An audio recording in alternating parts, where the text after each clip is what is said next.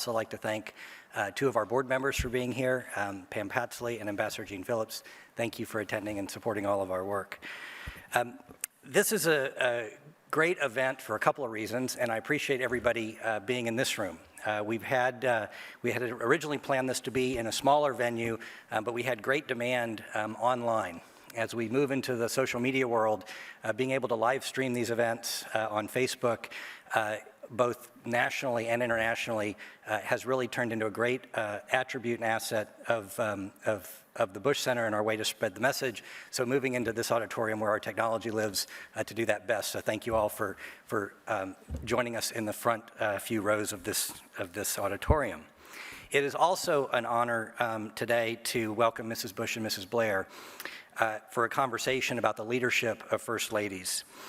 Their discussion will highlight the research that has taken place that is available to you on your chairs today, A Role Without a Rulebook, the Influence and Leadership of Global First Ladies. This was a research project that we took on with the help of the International Center for Research on Women, or the ICRW, which is based in Washington, which is one of the leading places to do this sort of research and is very impactful in its own right. And we're also very, very thankful to our great friends at ExxonMobil who have been wonderful supporters of this work, and thank you all for being here as well. ExxonMobil is a leader in their field, but they're also a leader in the community, and these are the kinds of innovative, impactful, unique opportunities to partner and to really make an impact well beyond just the four walls of this institution. So thank you very, very much for your wonderful friendship and support and for being such an upstanding part of the community as we sit here today. You'll also hear about the research in just a couple of minutes from our Deputy Director for our Women's Initiative, Natalie Ganella-Platts, and Sarah Cambu, the President of ICRW. But I'd also like to give a special thanks to our Director of Global Initiatives, Amanda Schnitzer, who under her leadership, we really are able to tackle some really important issues and do it in innovative ways here at the Bush Center. Our goal here is pretty simple, and that is to carry on the work that was begun by President and Mrs. Bush while they were in the White House, and to take on new work inspired by them and their principles.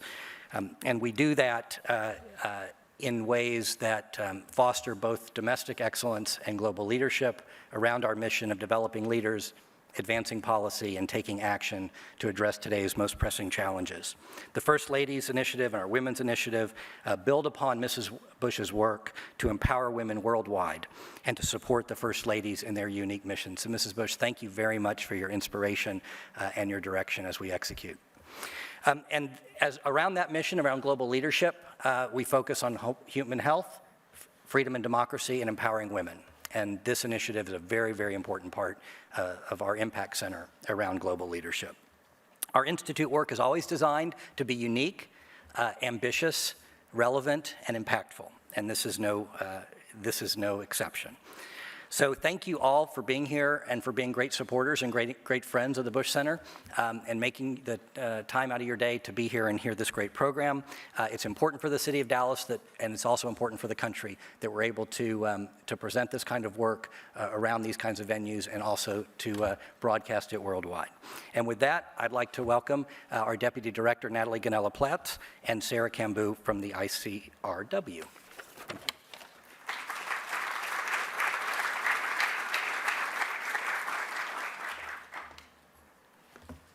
Thank you, Ken, and thank you everyone for joining us today as we launch A Role Without a Rulebook, the Influence and Leadership of Global First Ladies. At the Bush Institute, we believe that women are catalysts for change. An incredible example of this is the work being done worldwide by First Ladies. Our First Ladies Initiative supports First Ladies in using their unique platform to improve lives. In advocacy and in action, we see their work and their impact every day. Yet, there exists virtually no research on global First Ladies. So being the Bush Institute, we set out to change this. Working in partnership with ICRW, we have had the privilege of interviewing 14 current and former First Ladies from across the globe. Through these discussions and interviews with others, we found not only a new perspective on the role of First Ladies, but one on the impact of women's leadership more broadly. we found that the role of the First Lady has expanded across history, and it has largely expanded because of the individuals within the position, the environment within which they find themselves, and the changing role of women more broadly in society. Regardless of political and cultural differences, there are common challenges that incur for First Ladies. These are things like the fact this very much is a role without a rule book.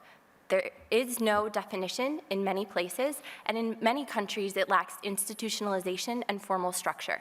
There are also gender stereotypes, and the fact that men and women are held to different standards in this position. Yet, despite these challenges, First Ladies continue forward, and they do so because of key leadership attributes. Things like personal proficiency and their ability to leverage their background and their personal experience to create change. The value of vision and their ability to use the unique opportunity the role affords to build bridges between civil society and government institutions. And we see this leadership continue forward. Our conversation today is a notable example in the work that Mrs. Bush and Mrs. Blair continue forward today. On behalf of the Bush Institute, we are grateful for ICRW's contribution to this study, and I'm so pleased that Sarah Cambu, president of ICRW, is able to join us here today as we launch this study. Thank you, Natalie, for that kind introduction, and what a fantastic title for this Sentinel report.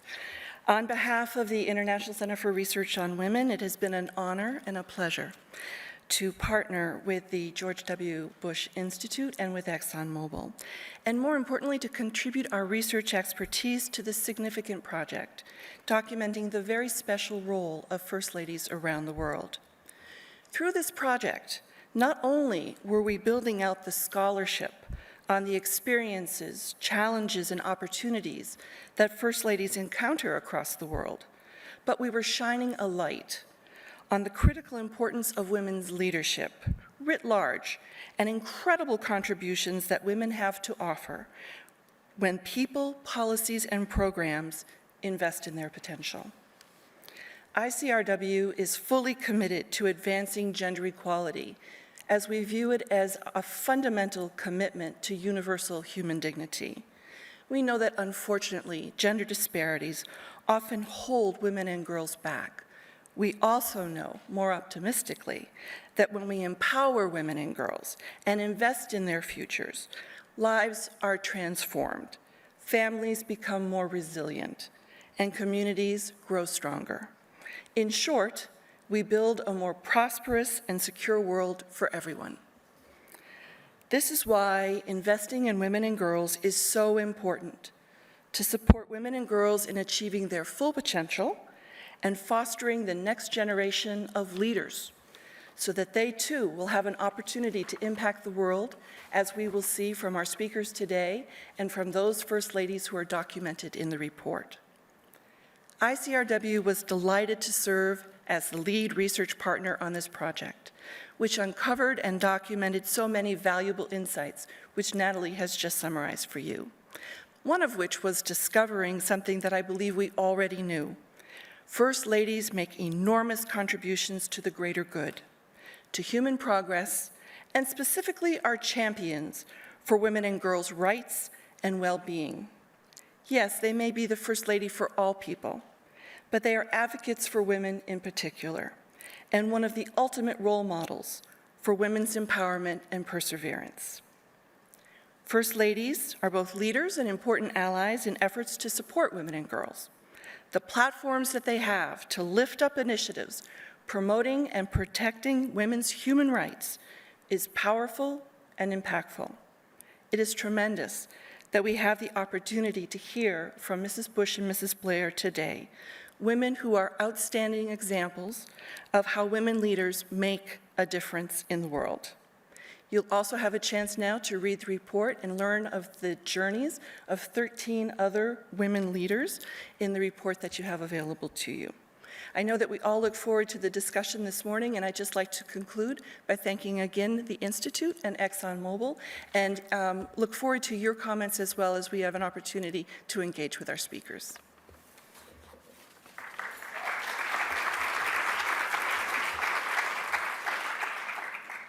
In addition to the contributions of ICRW, this report would not have been possible without the generous support of ExxonMobil. Since the program's launch in 2013, we are grateful for their continued commitment across the First Ladies Initiative. And I am delighted that Sarah Ortwine, president of XTO Energy, could join us today to introduce the conversation. Thank you.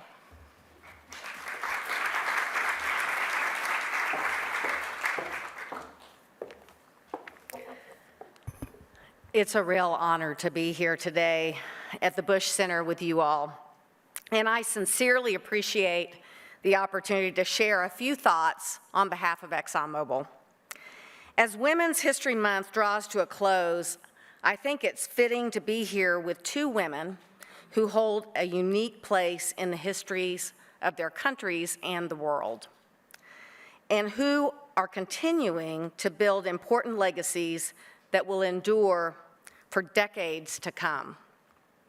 One of the signature activities of the ExxonMobil Foundation is our Women's Economic Opportunities Initiative. And through that work, we're proud to be longtime partners with the Cherie Blair Foundation for Women and the Bush Institute First Ladies Initiative.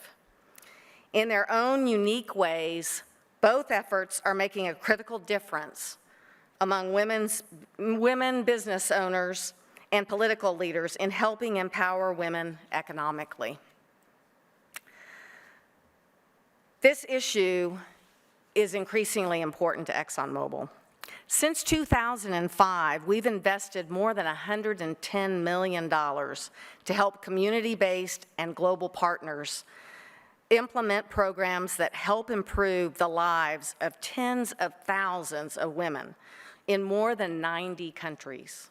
We support groundbreaking research, including the report that Mrs. Bush is highlighting today, as well as programs to help women business owners in the work that Mrs. Blair is conducting in Nigeria and Mexico. She fittingly calls the work the road to growth. I think that's a wonderful name for the effort. Building a road requires know-how, it requires infrastructure, and it requires collaboration. And then it's only useful if people travel on it. It evokes thoughts of destinations and journeys and progress. And it reminds me of an African proverb that guides so much of the work. When women move forward, the world truly moves with them. But as a company filled with scientists and engineers, ExxonMobil always insists on data. And research has shown time and time again that when women control their income, they invest in the health, education, and well-beings of their families and also the communities in which they live. The numbers are compelling. When women control their own income, they reinvest 90% of it back into their families and their communities. That's compared to men who reinvest about 35% of their income. These are everyday women. They get up, they go to work like you and I, and they try to make life better for their families and their communities. But we also know that grassroots efforts don't survive without grass tops. Mrs. Bush's work to inspire and assist First Ladies around the world to address their country's needs is emblematic of American ideals. When she was in the East Wing of the White House, she inspired us with her dedication to social issues. And nearly 10 years later, she has yet to give up. But ultimately, it's all about partnership and how we all work together. Grassroots and grass tops need cultivation. And that's what ExxonMobil strives to provide through our business and our corporate foundation. And that's why we're inspired and we're very honored to partner with both Mrs. Bush and Mrs. Blair in this work. It's important to the women we serve. It's important to our business. It's important to the countries and the communities where we operate.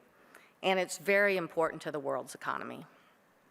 So please let me thank all of you again for your commitment, your partnership, and your leadership. And with that, without further ado, I'm honored to introduce Mrs. Laura Bush, Mrs. Cherie Blair, in a conversation on the influence and leadership of First Ladies, moderated by Holly Kuzmich. Thank you.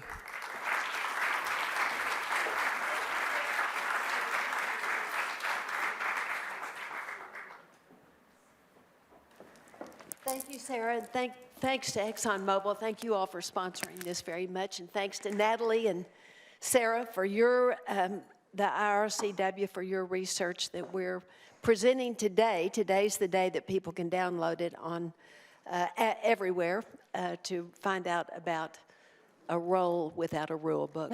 Thank you, Cherie. Thank you so much for joining us, too. Oh, it's my pleasure. And yeah, I think the title of the report, which I read on the plane coming over, it's fascinating reading. It's just so true, isn't it? Because you really do, to some extent, have to make it up as you go along. Exactly. Okay, well, thank you both for being here, and let's talk a little bit about how you lived this out in practice and in daily life. So obviously the name of this report, A Role Without a Rule Book, speaks to the fact that the occupants of this role, you bring a lot of background expertise of your own, and you really shape what this role looks like. Can you both talk a little bit about how your experiences shaped your time in this role? Well, of course, I had a lot more practice, really, I guess. I'd been First Lady of Texas. I'd had a mother-in-law who was First Lady. I'd watched her. I'd been to the White House many, many times, slept in the Lincoln bedroom and in the Queen's bedroom and all of those. So I had an advantage that I think no other American First Lady, except maybe Louisa Adams, had, and that was I knew so much about what I was stepping into. And I remember having an early conversation with Barbara Bush when President Bush first determined to run way back in 1980, which is then, of course, when he became President Ronald Reagan's vice president. But I remember a conversation with Barr who talked about what she would do if he was elected and that she would work on literacy, which, of course, was perfect for me, too, since I was a librarian and a teacher. So I had an advantage that a lot of other people don't have. I read this quote of Lady Bird Johnson's when President Kennedy was assassinated, and all of a sudden she became First Lady, and she said, "I was thrust on a stage with no rehearsal, for a part with no rehearsal." And I think that's probably what a lot of First Ladies feel like when they begin without the kind of experience that I had. I think that's so true. Nothing really prepares you. I knew when my husband, first of all, became leader of the opposition, and then ultimately, 2 years on, Prime Minister, that his life would change. But I didn't really expect it to make such an impact on my life.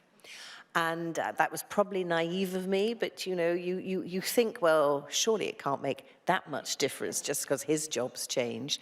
But the reality is, of course, that it does. And one of the reasons for that is the scrutiny that you find yourself under.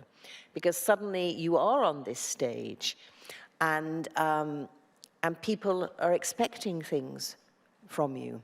Now, from my point of view, I was in a particularly interesting position because although in the UK in 1997, most women were actually, well, a large number of them were working mothers. I mean, working mothers is probably the norm more than the other.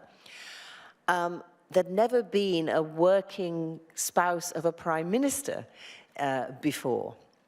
And that in itself caused interesting issues. Now, I was actually the first spouse of a prime minister to go to university, and that includes Dennis Thatcher, who was the only man before me, because he was a businessman and he'd gone straight into the family business.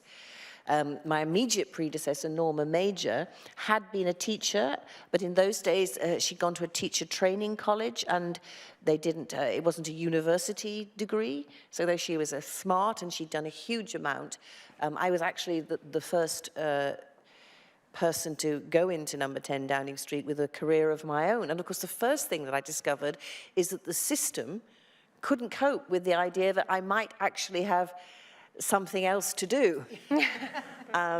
And so it was an interesting discussion and an interesting struggle to try and work out the boundaries and what I was able to do and what I was not able to do. In some ways, I was very lucky, of course, because I was self-employed. So I've always been a businesswoman with my own legal career. And I think it made it easier for me because I could be more flexible. And also, there wasn't a sort of big business behind me that people could say, well, they're obviously getting an advantage now that, because I'm still working. So that made a big, big difference. So you're left in a situation where, what do you do? And Laura, you talked about your wonderful mother-in-law, and she is an amazing inspiration to so many of us. When I first went into 10 Downing Street, of course, I was very lucky, and about 2 weeks later, Hillary Clinton came to visit with her husband. And she gave me some very wise advice, which she said, you know, you're not going to please all the people all of the time.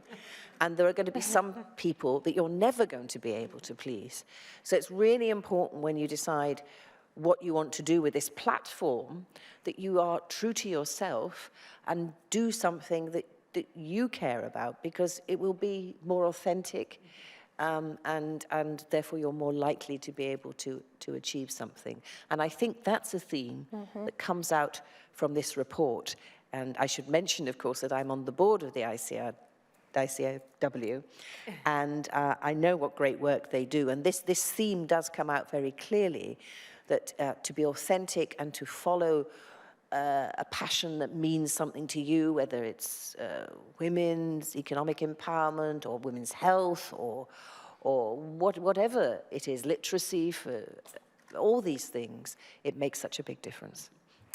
Can you both expand a little bit on, Mrs. Bush, you talked about your mother-in-law and everything you learned from her. Obviously, you had interactions when you were the First Lady with First Ladies from around the world, and you continue to do that here as part of the First Ladies Initiative. Can you talk about the importance of learning from each other? Well, I do think one of the reasons that we do our First Ladies Initiative that we're doing here at the Bush Institute, and we'll host a luncheon during the UNGA when First Ladies from around the world might be in New York when their spouses are at the United Nations General Meeting. But it's really amazing when you have the chance to be with other First Ladies, like Cherie talking about Hillary Clinton advising her. There really is a great camaraderie between spouses of leaders, and we do get great ideas from each other. Just even watching each other and knowing what the other ones are working on, and then actually commiserating with each other about various things that, like Cherie was talking about criticism that you get or criticism your spouse gets, those kind of things. So it is very helpful, I think, to be with other First Ladies. Oh, I agree. I love, because Laura's been involved with this First Lady Initiative for some time now, and I've always enjoyed the times I've been able to interact with the First Ladies too, because we do have so much in common. And sometimes, people forget we're talking about ordinary human beings who have an extraordinary role thrust onto them. I mean, sometimes, of course, people call me the First Lady, former First Lady. Of course, the First Lady of the United Kingdom is Prince Philip. And he is obviously the spouse of our head of state. And I think there is a difference, because for him, for Laura and myself, our journey was time limited. Always was going to be time limited. Obviously, if you're a member of the royal family, whether it's Prince Philip or Duchess of Cornwall or Duchess of Cambridge, they're there for the long haul.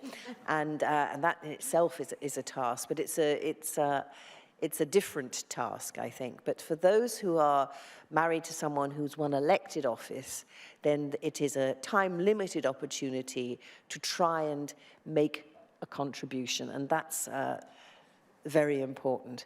I think the other thing we talk about a lot, of course, is our families as well, isn't it? Because unless you actually, as I said, I had no idea how much impact it would make on my life or my children's life. And unless you've actually, you know, in theory, you imagine, but unless you actually walk in through that door and the door shuts behind you, you don't really know what it's like. And that's one of the other conversations that we have about, don't we, about how you share with, you know, how do you help with the children, what all those sort of things. It's really important, particularly because it's a time-limited occupation, if you like, that you remain rooted in reality, and your children are able to have as normal a life as possible in extraordinary circumstances. And one of the things we've done when we've had these meetings at First Ladies is we've also worked with their staffs to help their staffs figure out how to set up offices for their First Ladies and what they can do. And I remember one conversation we had, and maybe this was in Tanzania, where one of the African First Ladies said, well, I know in the U.S. the government buys your clothes. And Milan Vivir was there from Hillary Clinton, and she said, absolutely not. We didn't want anyone to think the government had to spend any money on us. Of course, we do benefit, but there's no salary and nothing financial for the first family. That is absolutely true. And in the UK, of course, you don't even get help in the with the housework and the cooking. Life in the White House is pretty nice. It's hard to live without a chef. That was not part of this report. But Mrs. Blair, you talk about how the role was time limited, but you have continued to work on issues you care about now through the Cherie Blair Foundation. So say a little bit more about how you've continued that.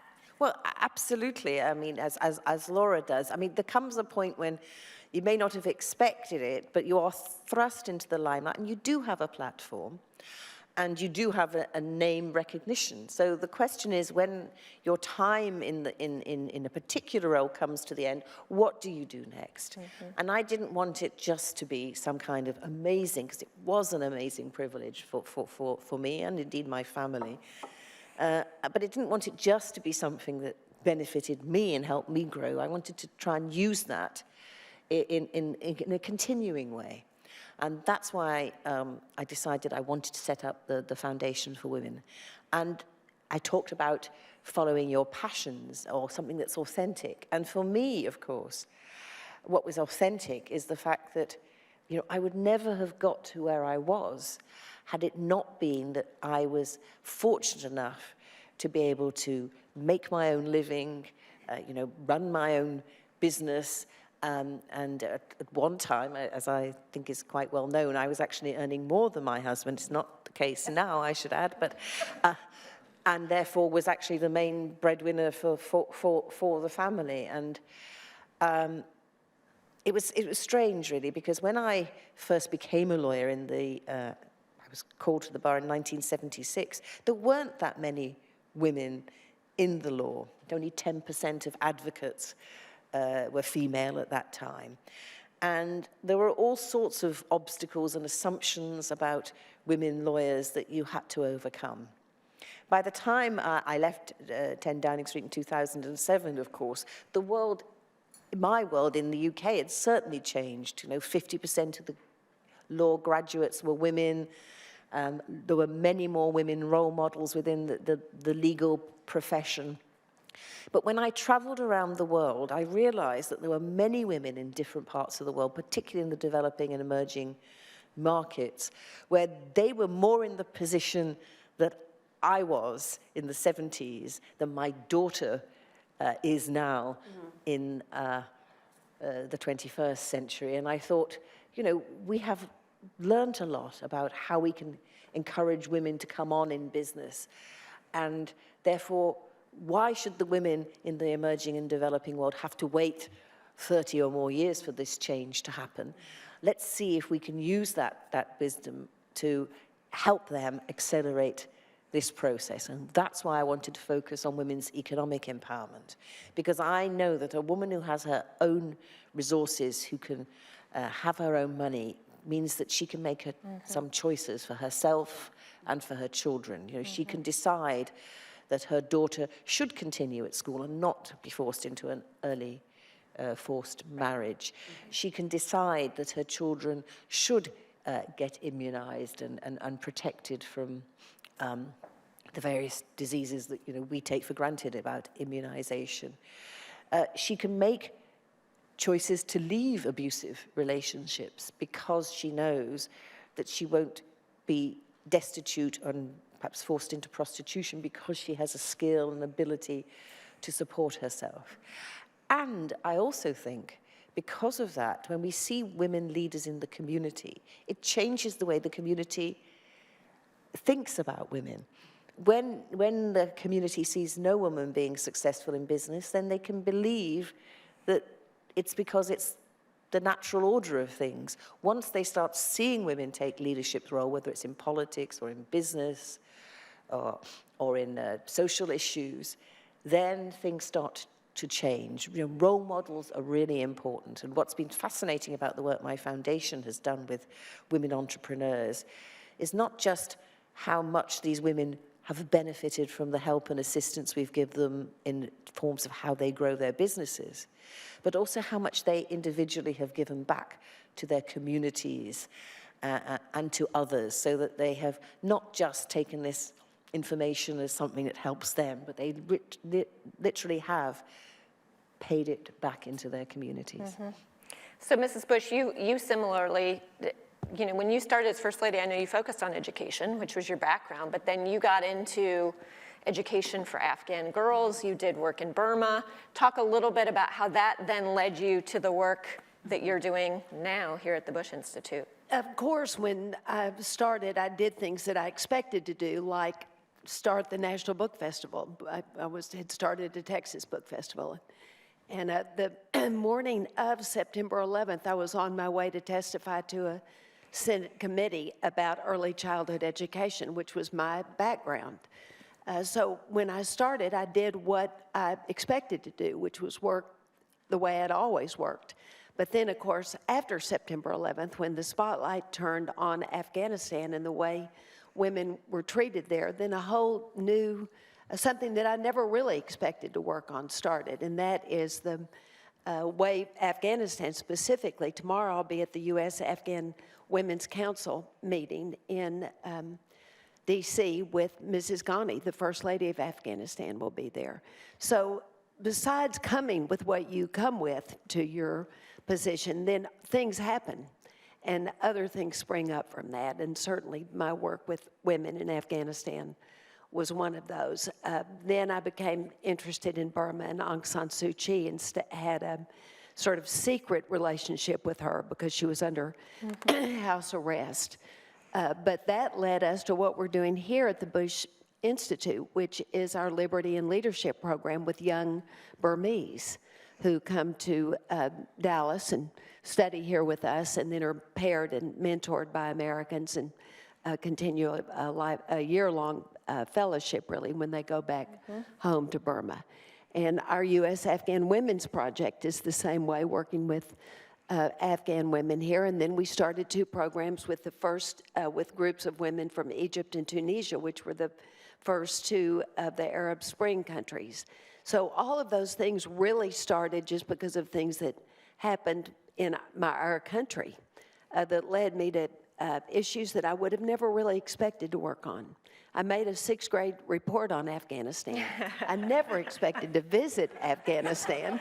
You know, it was just something that happened after September 11th and after the spotlight of the world turned on what happens in a country when half of the population is left out. And what you see is a failed country that because half the population was left out, these militias and the Taliban were able to form, and the country was failed, and that's why they ended up being what they are. But, of course, there is still hope now for Afghanistan, and we're hopeful for Afghanistan, and I know Cherie's worked on other countries in similar positions to Afghanistan. But you see, what you're showing there, Laura, is that, you know, this is my experience too. There are so many you know, those presidents and prime ministers tend also to have smart spouses, actually. And, you know, here's a smart woman here, and she learned and grew and got expertise. So yes, you never expected to know about Afghanistan, but you sure as hell know about it now. And that expertise has absolutely led you to be able to share that and develop that and take it forward. And I think that's exactly the same thing as we see with many other First Ladies. You know, you use your expertise, you use your skills, you use your pulling power, for want of anything better, to bring people in, form coalitions for change. And, you know, it's a huge privilege to be able to do that. And it's a responsibility too. Right. Mrs. Blair and Mrs. Bush, can you talk a little, one of the things that this report highlights is the importance of partnerships and being able to accomplish your work, both as First Lady and then in the work that you do after that time. Mrs. Blair, can you talk a little bit about how you're using partnerships in the Cherie Blair Foundation and the importance of leveraging other partners to accomplish what you want to accomplish? Well, absolutely. I think I've touched on it already, but I passionately believe in partnership. One of the things I did when I was in 10 Downing Street is every week I would have a charity reception, and charities would write in, and the people would be selected and I would host these receptions. So I started to learn a lot about what was going on in my country and also more internationally, because some of the charities would be internationally. And one of the things I realized is that there were a lot of people doing a lot of good work, but often they didn't know about what each other were doing, and they were in their different silos. And so there was sometimes duplication that didn't need to happen, or people were making the same mistakes that had happened before. And I realized that, you know, when I set up my own foundation, I wanted to make sure we were, if you like, using tech language, we were an open platform where we could actually bring people together so that we could share our expertise and take the issue forward. And that sharing is partly through working with people like ExxonMobil in the private sector. You know, the ExxonMobil Foundation has a fantastic, it has a great budget, but it also has a fantastic mission. And we like the budget. We like the budget, but we like the mission too.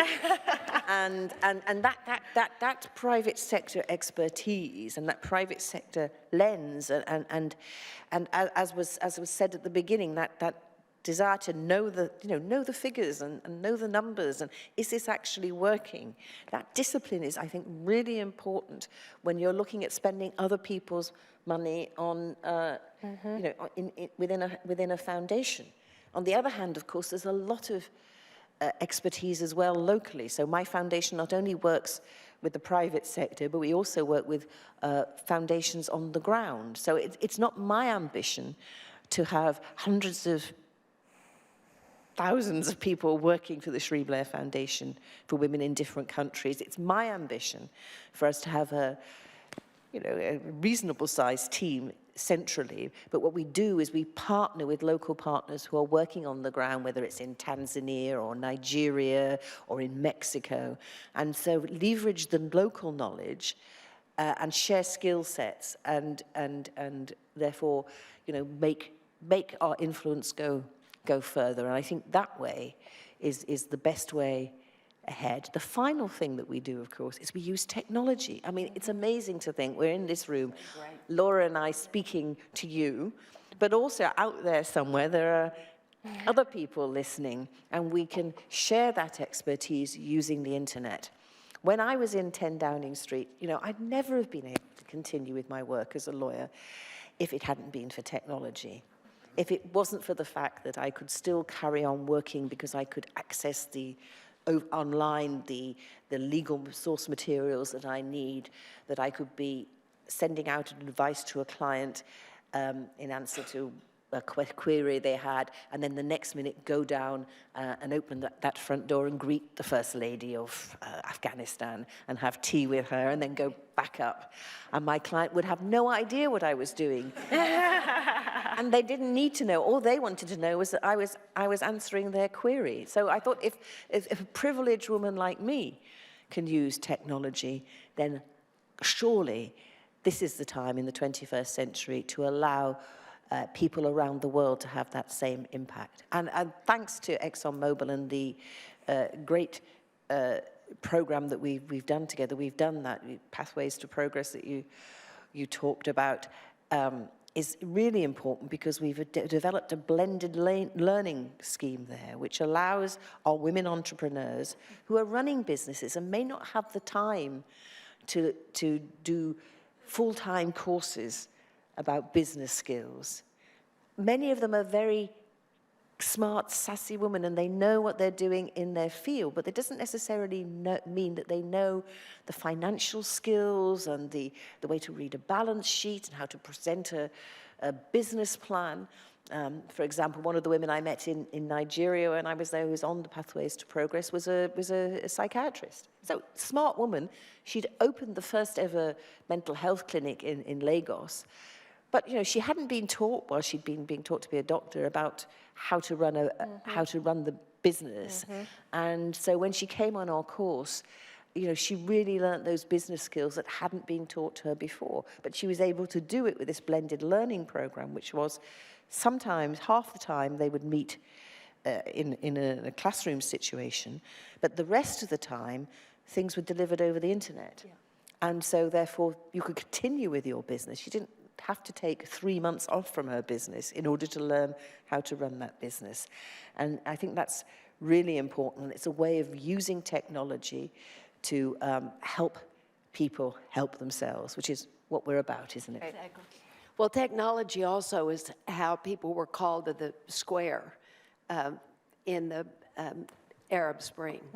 But a way to get above your tyrannical government was to be able to get on Facebook or whatever and call people out. So there are a lot of ways that, you know, we're not isolated anymore under a tyranny, a way for people to get above that. So one of the, we'll open this up to questions in just a minute, but one of the things the report highlights is, of course, the social role is what people have always affiliated with the role of First Lady for a very long time, but there's a lot that happens behind the scenes in terms of the policy issues that you work on, the quiet diplomacy that you talked about with Aung San Suu Kyi. What do you think is misunderstood or overlooked about the role of the First Lady? Well, I do think that there is obviously still a gender difference. You know, the little First Lady taking care of things at home. I remember when Lady Bird Johnson, with her Highway Beautification Act that Lyndon Johnson got through the Senate, and, you know, everyone thought, oh, isn't that sweet, the First Lady likes flowers.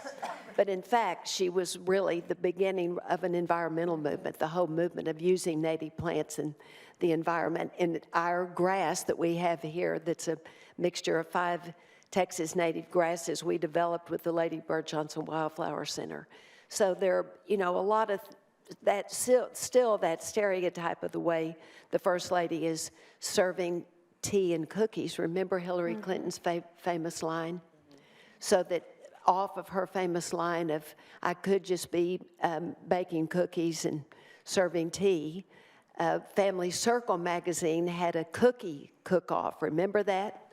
Where you turned in, the First Lady turned in her recipe for a cookie, and then one First Lady hoped to be First Lady, won the cook-off. And both times my recipe did win. And I remember very competitive, that, you know, I was really glad my recipe for chocolate chip cookies, which of course I never really baked cookies. I had a chef at the Texas Governor's Mansion that helped devise the cookie recipe. But I remember that Teresa Hines Carey, who didn't win, was really kind of mad. And she said, well, that recipe wasn't really my recipe. Well, we still have your cookies over in Cafe 43, so you can too. go to Cafe 43 and have my recipe of cookies. But I think, I mean, that's just such a symbol of what people really thought the First Lady was, and still do a little bit.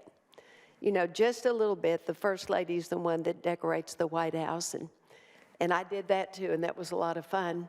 But I think we have to be careful of making sure that that isn't all we think First Ladies can do. Because there's certainly still parts of the world where First Ladies don't have a chance to have any kind of role.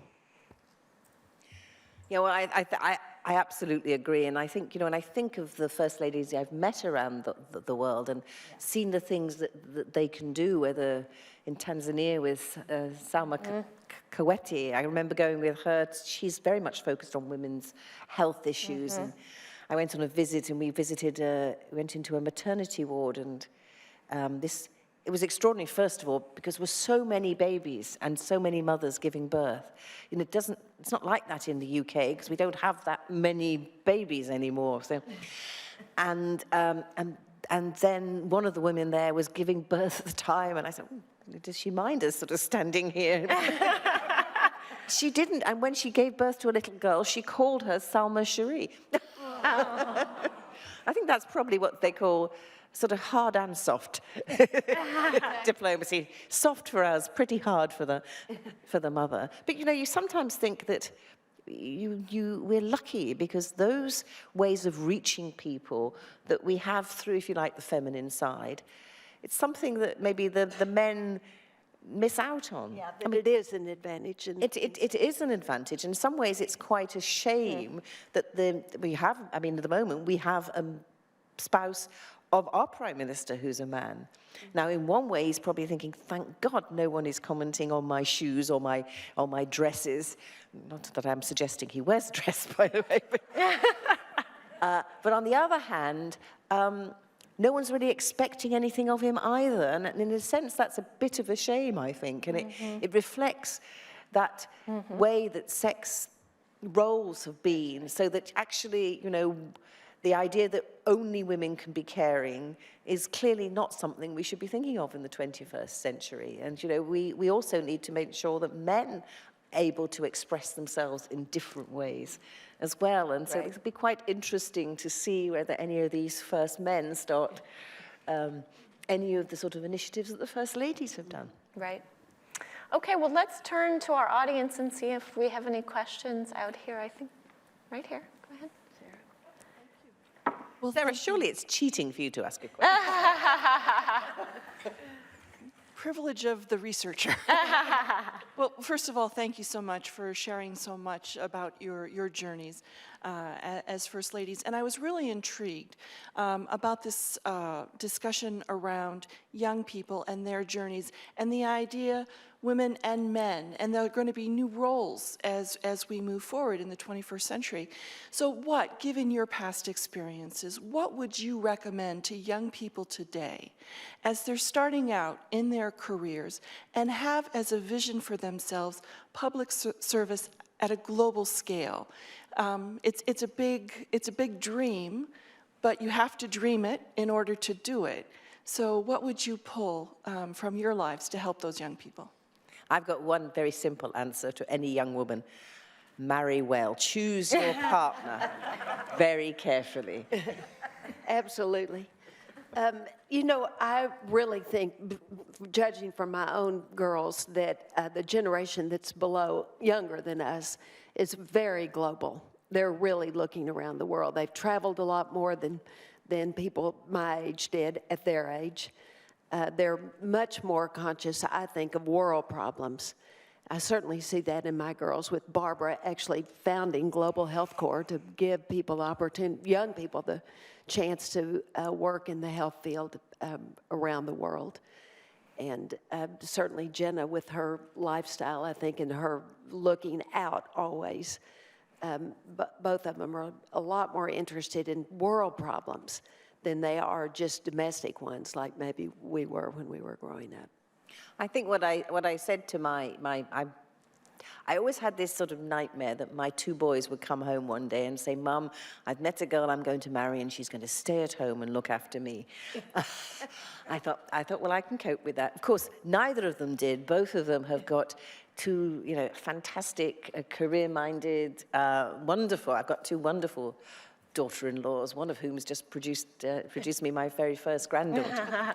So she's I'm particularly blessed with that. But what I did say to my sons is that, because they all said, oh, of course, Mum, of course you would choose someone who's, bright and smart and has ambitions for themselves too. But what I did say to them is that that's very good, but the question becomes, are you prepared one day to say, okay, I'll take a step back in my career so that my wife can shine in the way that is always been expected of women.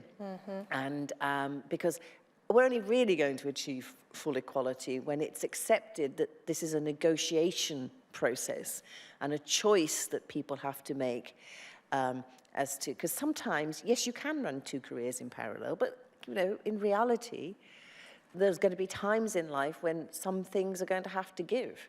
And if it's always the woman who has to give, then we haven't actually achieved full equality. And that goes back to what I was saying about first men, if you like.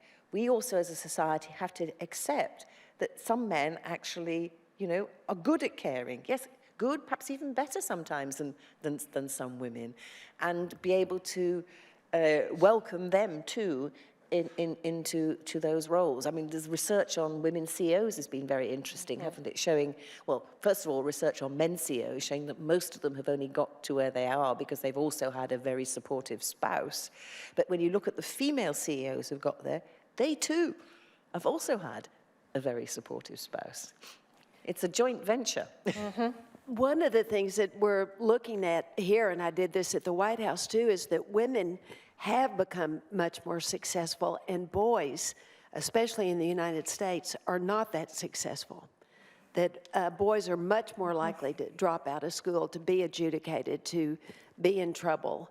And when I started helping America's youth when we were at the White House, a lot of it was to try to address the issues that boys have now. We've been so supportive of girls, and girls have succeeded. But now we need to pay attention to boys also, I think. Others with questions? We have somebody over here. Wait for the microphone just so we can hear the question. Thank you for coming to speak to us and for allowing us to all be here. I was curious. Me and my friends were all 21, young 20s, and it's women like yourselves who have inspired us and paved the way for us to be able to be as successful as y'all. So who inspired you in your career path and in your endeavors within your career to become this successful and to dream the dreams that y'all have had? I don't mind going first because I talked about, you know, in the end, the real inspiration for me actually were my mother and my grandmother, because my mother died last year, so she's Sunday was just in UK was Mother's Day, so she's very much in my mind at the moment. But you know, she was a very bright woman, but at 14 her own mother died, and she had to leave school to look after her father and her 10-year-old brother. Her father was a coal miner. And my grandmother, who was her mother-in-law, also left school at 14 because she came from a working-class family, and at 14, that was the end, when she was there, that was the end of official schooling. And both of them were so determined that my sister and I were going to have those opportunities that they didn't have for education. And, you know, they made huge sacrifices, especially when my mother became a single parent, supported by her mother-in-law, to make sure that my sister and I I was the first person in my family to go to university.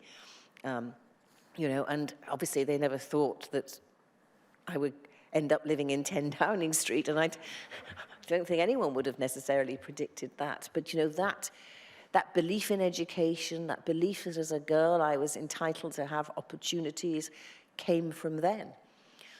In addition to that, you know, you need role models. So the very first woman QC, and I'm a Queen's Counsel in the UK, was a lady called Rose Halbrun. And as it happened, she too came from Liverpool.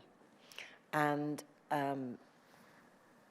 she became very famous just because she was a woman. She was the first woman to ever defend someone who was facing the death penalty. She did so many firsts. And somehow or other, seeing that woman as a lawyer, my grandma was a great admirer of hers, made me think that if one girl from Liverpool could make it, then maybe I could as well. Now, I had no idea just how difficult it had been for her to make it or how difficult it could be for me too. But nevertheless, I think role models are very important, which is why it's so great that nowadays, certainly in our countries, so many more women can look and see, oh, there is a woman CEO, therefore I can imagine that I could be a woman CEO too. Or women in big jobs in oil companies. I mean, you know, who would have imagined that? What, even 30 years ago? And yet, look, in fact, I sometimes think, but this is probably just a coincidence, that ExxonMobil is full of women, and, you know, I'm very glad that Kevin is here. Well, I would say, of course, my parents were the ones that, you know, afforded me all the college education, all the things that that helped me be successful. But in fact, I married really well. George is surrounded by women, really. Yeah, Isn't he? yeah, that's right. Correct. Got Rita right here. Like everybody else, I'm so thankful for this conversation with you, but we know that life isn't always easy for you. And in fact, you have a lot of stresses. When you do big programs, when you dream big, you also have some failures along the way. And those can be made public. And I think a lot of us are not really sure how to handle those failures, those less than ideal outcomes. And I was just wondering, how do you develop that sense of self and purpose and keep yourself going forward? God, it is difficult, though, you know. I mean, you're right. You know, we all make mistakes, and no one is perfect. But, you know, when you make those mistakes so very publicly, it's a very painful process. And to some extent, you have to develop a hard skin. And you have to realize that sometimes this is not really personal at all. That goes back to what Hillary Clinton said to me. You know, some people are not going to like you, whatever you do, because they don't like the political beliefs of your husband. And that is absolutely true. And Definitely in politics, you know, half the people are for you and the other half are against you. so you just have to learn to develop a thicker skin. And the other thing is, you know, you need friends. And actually, you know, Laura and I are friends, and sometimes it's good to have a friendship with someone who's actually in the same position, because not so many people are living in quite the same spotlight. And I think that's why there is this camaraderie. That's right. And I think that's one of the things our First Ladies Initiative does, is it gives First Ladies the chance to be with other people who are in the same position and, you know, having the same stresses and the same sort of worries about their own families and about their spouses who are the leaders, and then about the criticism that everybody gets that's in this kind of position. We have time for one last question. If anyone has, we'll do one last question over here. Hello, again, thank you so much for coming. It's such an honor for all of us. It's sort of like a dream come true. So to begin my question, I want to focus a little more on the global First Ladies. Here in the United States and possibly in the UK, it's often common and an expectation for women to go into further education, to research, to STEM sciences. But for those abroad in Asia, in Africa, in Latin America, how do you help them put that into perspective, because they don't necessarily have that role model to look up to? How would you advise us and the people that are watching to help them pursue their dream? Well, Cherie has a really great thing that she's been very active in, which is the Asia University. Have you heard, heard about it? Now, the Asian University for Women is set up in Chittagong in Bangladesh, and it gives an American college-style liberal arts education free to young girls from across the Asia region, including the biggest group come from Bangladesh, but a large group come from Afghanistan, actually. And Laura's just announced that she's joining our board of patrons, so I know that she will be particularly interested in the girls from Afghanistan, and also the girls from Burma who are there. And the mission of the AUAA is actually deliberately to help women, young women, become leaders in their communities, and to be able to think outside of the box, and to be able to speak well, and to go back into their communities and give that leadership. So you should look it up on the web. There's some fantastic young women there, and often they do programs with American universities or colleges, as you call them, as well. So you might even come across them in some of your places of study as well. The other thing I should mention that I've learned is that so many people want to have a sort of personal relationship. And one of the things my foundation does is we have this global mentoring platform, which is for women entrepreneurs. But I think mentoring can be a really good thing. And the mentoring platform is in over 90 different countries. Why? Because it's not in any country, it's on the web. And we link up men and women mentors across the world with women entrepreneurs who we get through our partner organizations, and they give 2 hours a month of their time for a year to become mentors. And what's been amazing is how many of the mentors have told us how much they have gained from having a personal relationship and learning about what it's like to be a woman in a society thousands of miles away. And it can be quite an eye-opener. That's for sure. But that's a program where new technology allows us to reach out to people across the globe, and we are so lucky to be living at a time when these things are possible. And that's one part of both our Tunisian and Egyptian fellow groups with women, is they're paired with an American mentor in their same profession.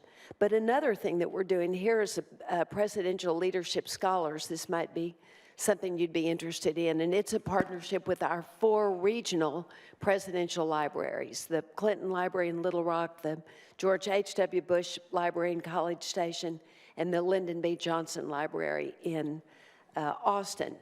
And we recruit young, smart, kind of mid-career, I guess, like age 25 to 50 maybe, people across the country, men and women, who go to each one of these presidential libraries and do case studies from those presidencies as a way to learn leadership. And of course, there's a policy part of it from studying these 4 different presidents and 4 different case studies from their presidencies.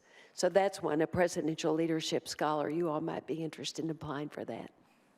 Well, Mrs. Bush and Mrs. Blair, thank you for being here today. It was such a treat. And I should say that in a week, Mrs. Bush, you will be with another First Lady, the First Lady of Namibia, as we are heading to Africa, to Botswana and Namibia, and we'll be talking about our First Lady's initiative with the First Lady of Namibia, who was part of the research study as well. That's right, and we'll also be talking about our global health initiative, which is Pink Ribbon, Red Ribbon. We're using the AIDS platform that was set up by PEPFAR, President's Emergency Plan for AIDS Relief, and adding the testing and treatment for cervical cancer, which is the leading cause of cancer death among African women.